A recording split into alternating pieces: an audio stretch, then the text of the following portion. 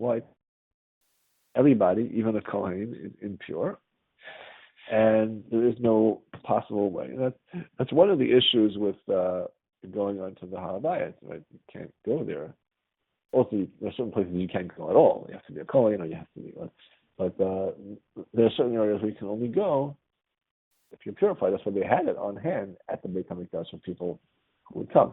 And that's why we also have the Pesach Sheni. The story of Pesach Sheni was a year after the Jews left Egypt, it was time to bring the first annual commemoration of the sheep that they slaughtered, and they ate the night that they left Egypt. And Hashem said this is a mitzvah to do every year at the Seder. And that first year, there were some people that were not purified, didn't have the ability to do it. And Hashem said there's Pesach Sheni, there's a second chance.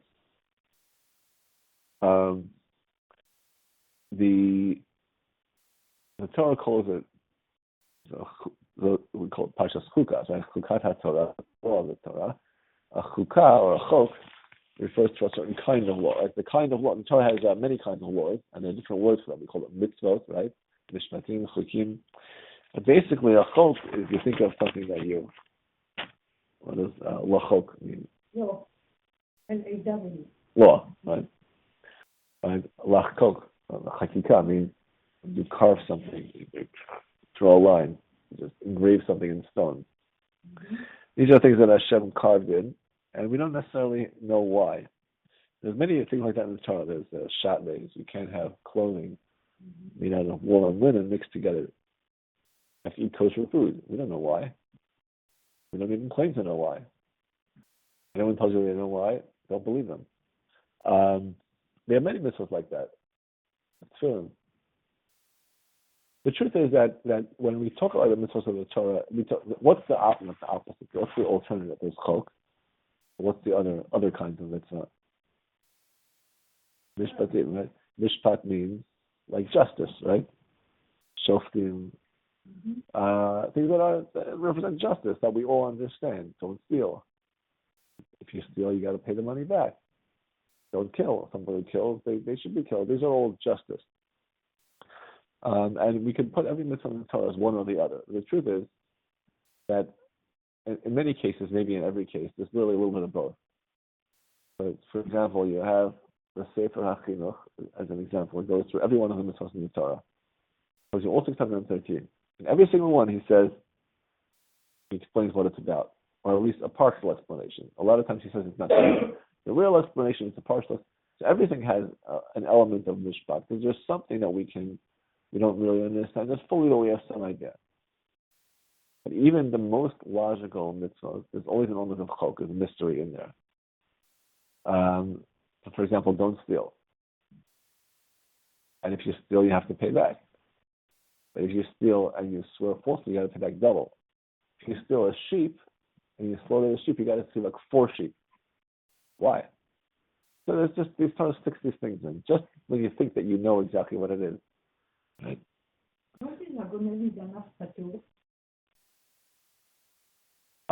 There is a rule like that.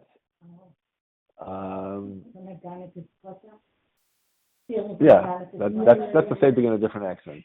Right. You said it in a Yiddish accent. Right. Yeah, so it is a principle. I mean, basically, I don't remember the exact details, but Ganav, everything is laws.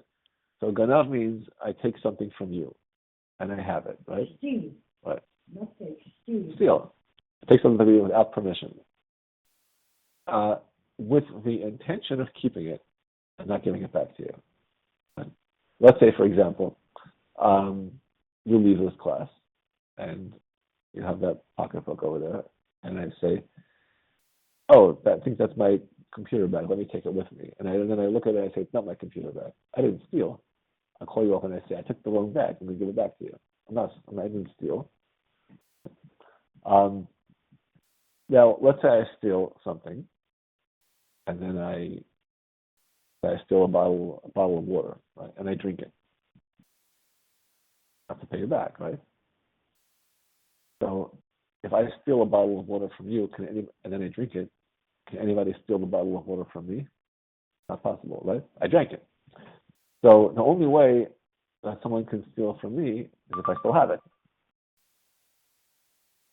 Okay. So now, I steal something from you, I have to give it back. If it gets destroyed, I have to pay you. What if it doesn't get destroyed, but somebody else takes it? Now, they have to give it back. What if it gets destroyed? Then they have to pay. For me, it's for you. So that's what Ganev and Achanav gets to. The question is, right? In other words, obviously, if the object is still here, if it's your pocketbook and then she takes it and I take it, it's still your pocketbook, right? Mm-hmm. If it gets destroyed and I took it, I have to pay you. The question: what if I take it, she takes it, and then it gets destroyed? Who owes who? Yeah. That's where Ganev and Achanav comes in. So who owes who? So I think Ganev and Achanav means basically that if I took it and somebody else took it and then it got destroyed, they don't owe me anything because it wasn't mine. And they don't owe the owner anything because they didn't take it from the owner, they took it from me. So I owe the owner because I took it and I couldn't get it back.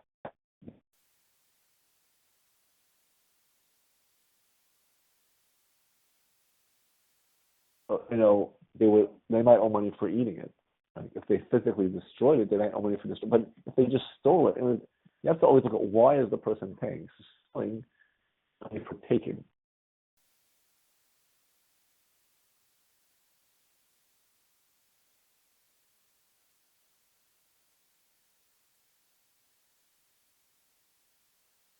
Right. So they didn't take it from somebody else. So there's no liability in that case. I think there's no liability because they didn't take it from the owner. They took it from somebody who wasn't the owner.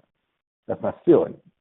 They didn't damage it. Like the example would be, I take the pocketbook, then someone else takes the pocketbook, and then they're running down the street and a car drives by and splashes them with mud and it gets ruined. So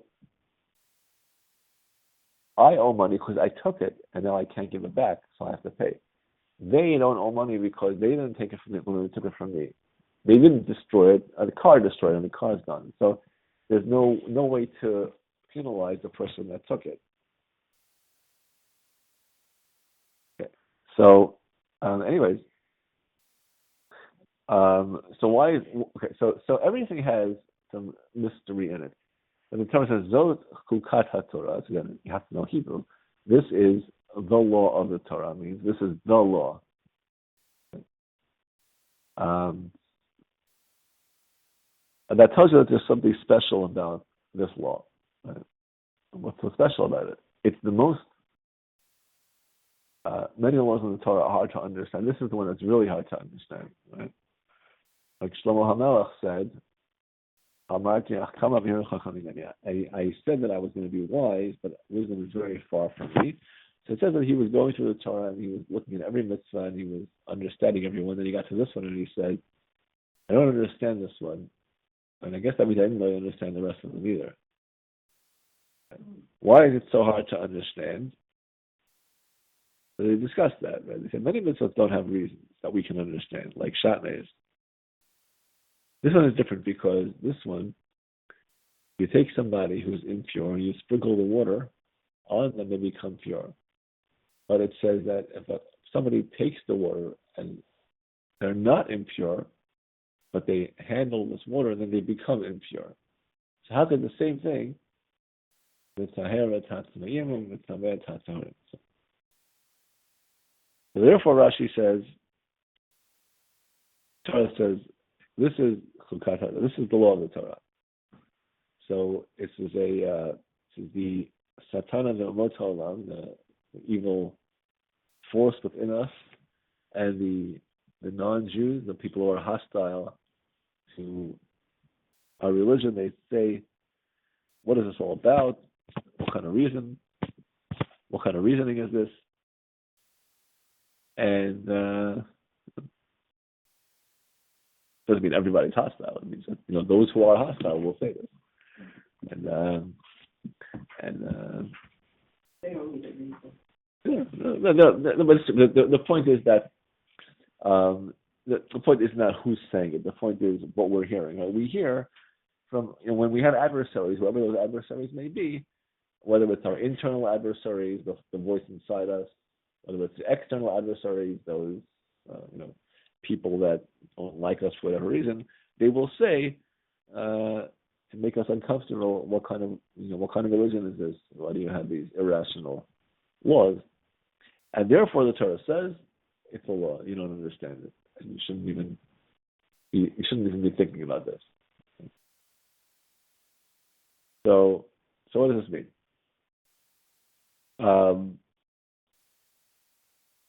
There's obviously great mystery here. Now, so that being said, if you look at like the Sefer Achinuch, you go back to Chazal, we give rationales or partial rationales for this mitzvah. They say the red cow, like the mother, who's the child, the golden calf.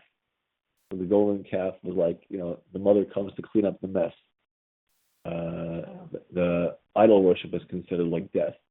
There's that connection is made many places.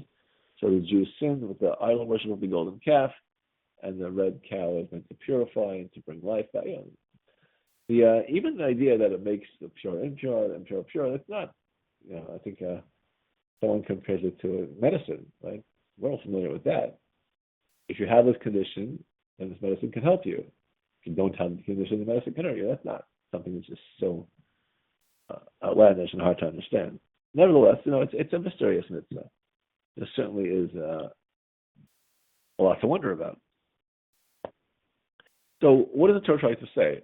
Since it's say you don't understand it, like, you don't understand it. Like, what's the point? So, obviously not. The point is actually just the opposite, right? The point is you're going to read this. It's like when you, if you're a teacher and you're saying, "Class, I'm going to tell you something. You're not going to like this, but we're having a test." Why do you do that? Because there's going to be a test. There'll be an uproar in the class. So you kind of, you preempt it.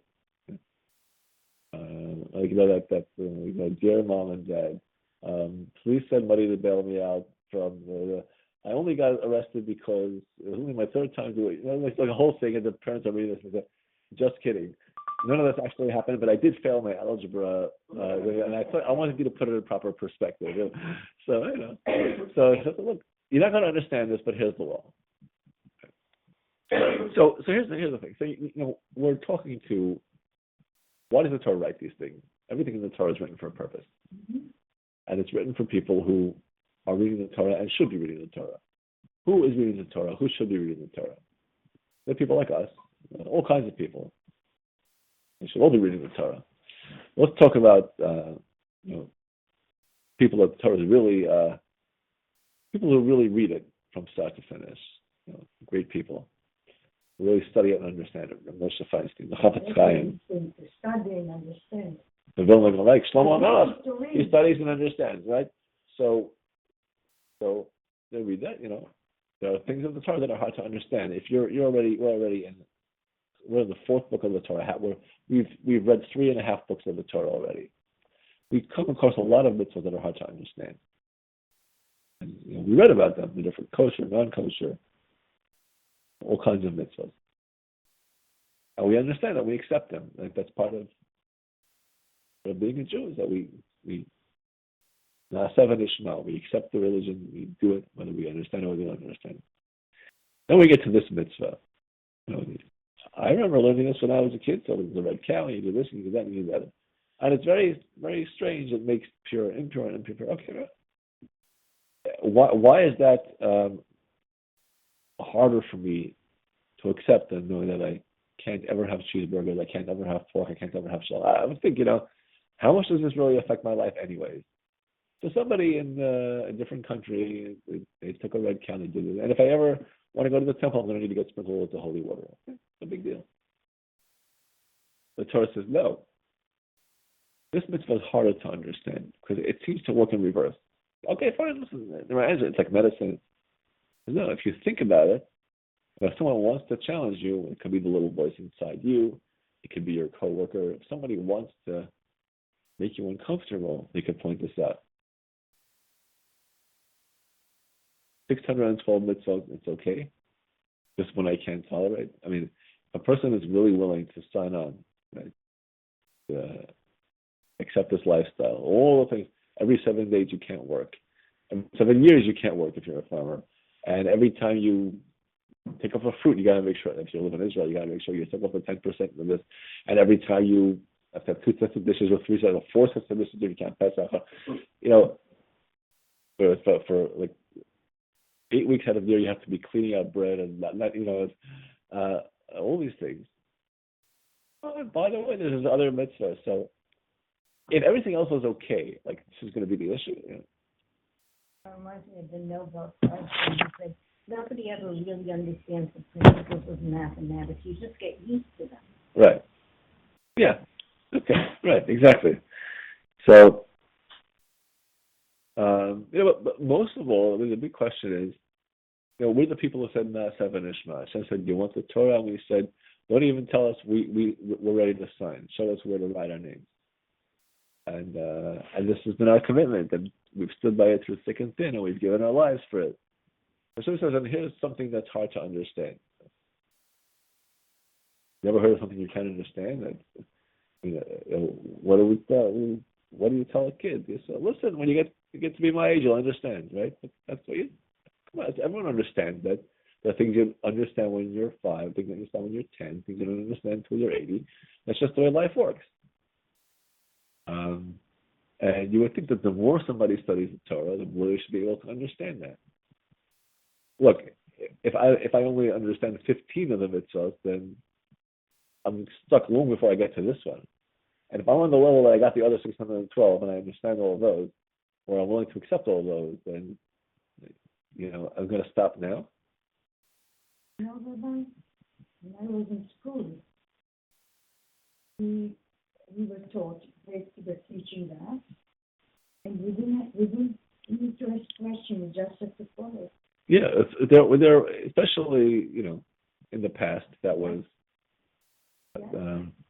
the way it was done. But that, you see, Hashem doesn't take that approach. Hashem, he doesn't tell us the reason, but he said, so what's the point? The point is that Hashem asks us to do something, and it might be hard, but he feels for us, and he understands us. He says, yeah, I'm asking you to accept this, and it seems like a contradiction. But I don't think that that's hard for you. A human being, and if you tell yourself it doesn't bother me, I don't care, then you're fooling yourself. If you're a human being, or at least possibly, you'll find this disturbing because it makes you can't explain it. And if somebody challenged you, you wouldn't be able to defend it. You can give all the answers. I trust God. I know it's true, but don't think it isn't hard. Because I'm telling you now, this is a challenge. So if we say, well, it's not a challenge, then you're arguing with Hashem. Hashem says it is a challenge. We shouldn't think it's not a challenge. I know this is a good comparison, but everybody here drives, but nobody knows how the workings of the internal combustion engine. Right. So that's what you would say. Like, so what's the big deal? Like, do I need to know everything? So I think the difference is.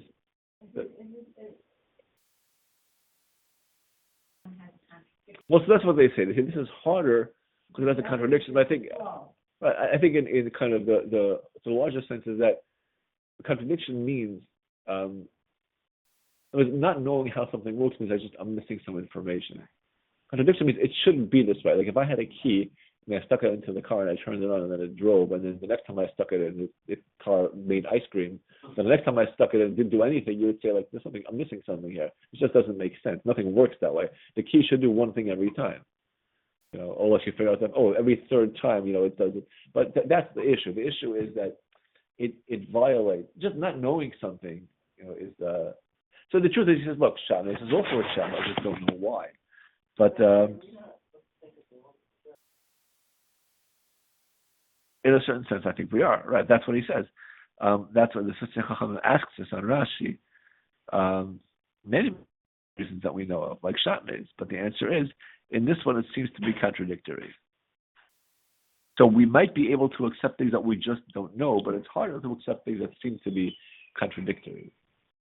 I do agree, because it's like, what do you mean I'm going to get more yield if I don't spend the length?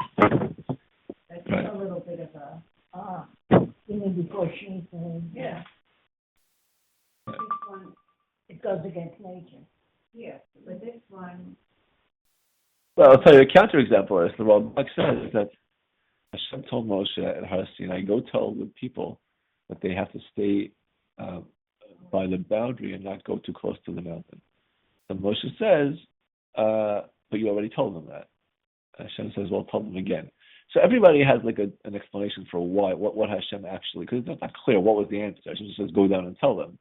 So one man actually says there was no reason. Hashem just wanted Moshe not to be standing on top of the mountain, and he didn't want to. So he gave him like some other reason. Rashi says because you have to, anybody who's running an event would appreciate. You got to tell people again when the time actually comes. You tell them in advance. They got to, other reasons given as well. So the Rambam says that you learn from here that a person should never do things that have no purpose, no meaning, because you see Moshe was not willing to do, was going to want to fulfill Hashem's command until Hashem explained it to him. So what does that mean? He pushed back. Hashem said, go tell him. He said, but I don't see. So I assume the answer is in that case. in that case, wasn't Moshe, like, all of that was because he was thinking of the Jewish people and how they were going to think that it's like, but I think the answer is he wasn't asking because he wasn't willing to do it. He was asking because it's not right to do things that, what he says is a person with seichel shouldn't do things that are hevel and batala, things that are just like meaningless.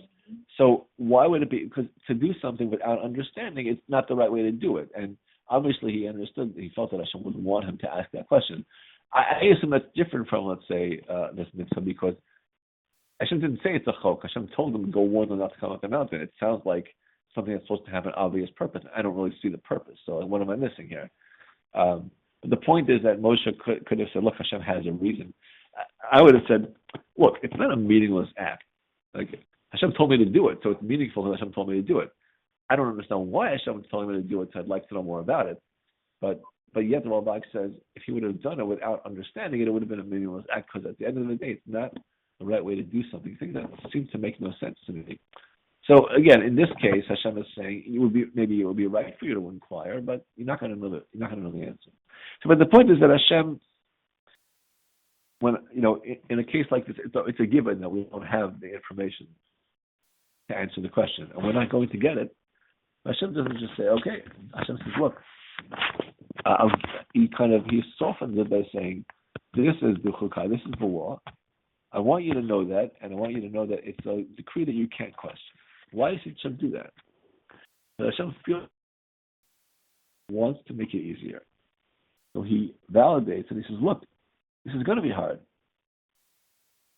What does it do with this? Other than just rubbing it in. The answer is that it reminds us of something. And this is kind of the other. And first of all, Hashem says, I don't expect you. You're not a robot. And I know that if I tell you to do something, and for whatever reason, Hashem doesn't give us the reason, maybe we're not capable of understanding the reason. I don't think that's a nothing. That's hard for you. The human being is designed to understand, to seek understanding. That's hard for you. I get it. And you should get that also. You should understand this can be a challenge. Maybe it's something you have to struggle with. I want to remind you one thing. Who makes the rules here? You do know that I know more than you do. So this is kind of the two sides of the coin. In life, we have many examples of this. Sometimes things are just difficult, and we say, well, I know what's right, so I'm definitely going to do it. Or, I know what's right, why am I not doing it? And the answer is that no. The other half is getting the rest of us to be on board. Just like if you're teaching, you have a class full of students. Maybe you know on some level the teacher knows more than them, but when the teacher says you have to skip recess today or you have a test next week, they're still going to be upset.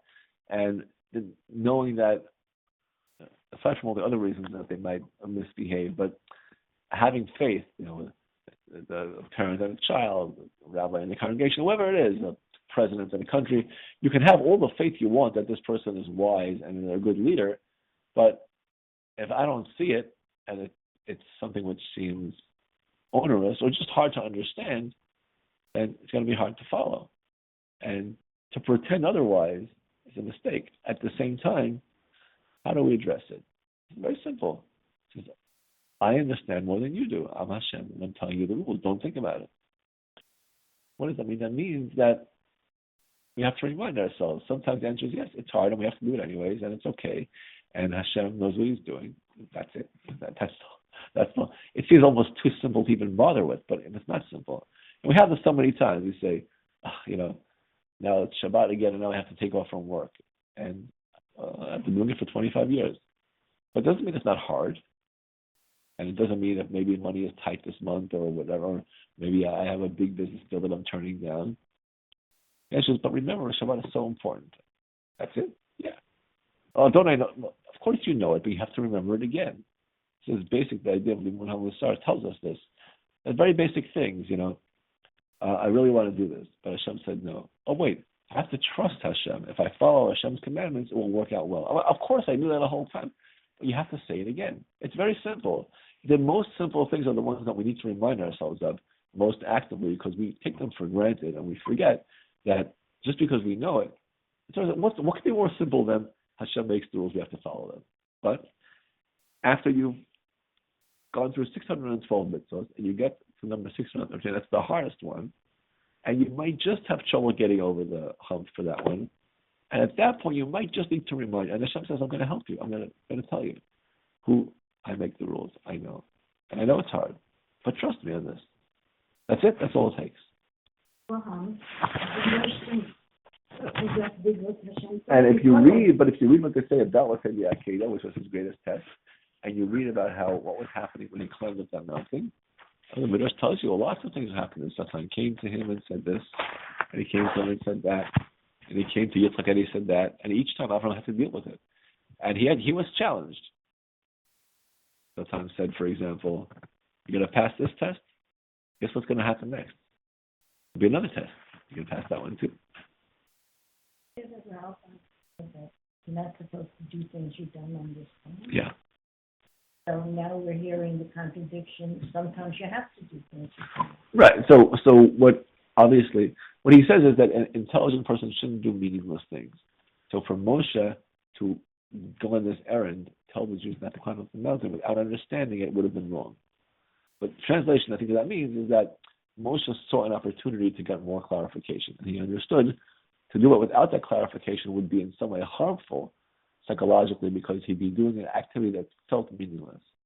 Well, it doesn't feel meaningless, right? Hashem told you to do it. That's meaningful. Yes, but on some level, even when Hashem tells you to do something, if you don't understand it, it feels meaningless. Now, maybe in the case of the red heifer, we're supposed to do something and overcome that feeling.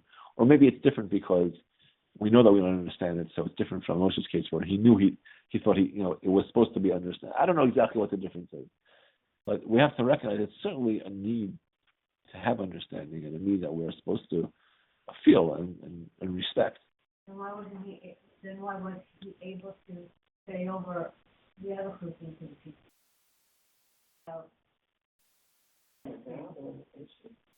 So again, to me, the two possibilities are either sometimes that is a challenge, and that's part of the challenge of the school game. We have to overcome that. Because in some cases we're just not able to understand. The other possibility is that when Hashem gives you a mitzvah without explanation, we know that we just don't have enough information. That's not the same thing as saying, here Hashem said, go tell the people to do this, and it's like they already told them. Like, why am I telling them again? So it's different because it just seems, it seems pointless. It looks like it's not. Oh, because it was repeat. Ostensibly, right. It seems to have a simple explanation. Explanation makes no sense. Right. Yeah. Right. If Hashem said, I don't know, clean out your house from Chametz, and we don't clean it out again. Well, I just cleaned it out already. What am I doing? That makes no sense. Okay. We all have to go. Everybody Thursday night, I'll be there. God willing, Thursday night. Okay. Coming Thursday. Yeah. Well, my husband's nothing to school.